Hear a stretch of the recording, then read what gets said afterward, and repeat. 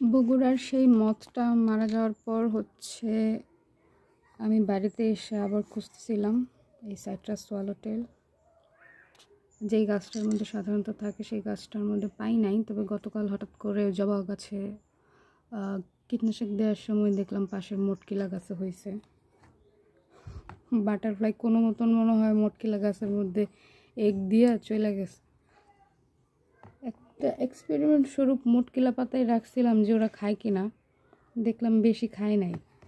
অতএব বুঝতে পারলাম যে অ্যাকচুয়ালি তাদের খাবার মটকিলা পাতা না, তাদের লেবু পাতাই দিতে হবে অথবা জাম্বুরা পাতা। দ্যাটস ওয়াই আমি গেছিলাম সকালবেলা লেবু পাতা আনতে।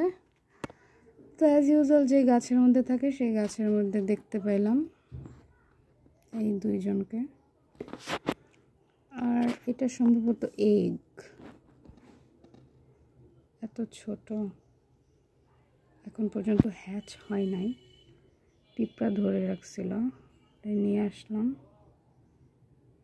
এখানে একটা ছোট্ট মতন কি যেন দেখা যাচ্ছে।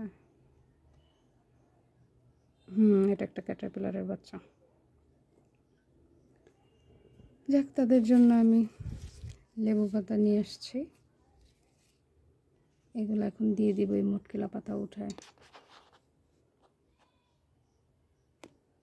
আসলে সেই মথটা মারা গেছিল হচ্ছে বিষক্রিয়ার কারণে, যার কারণে আমি অনেক স্যাড ছিলাম।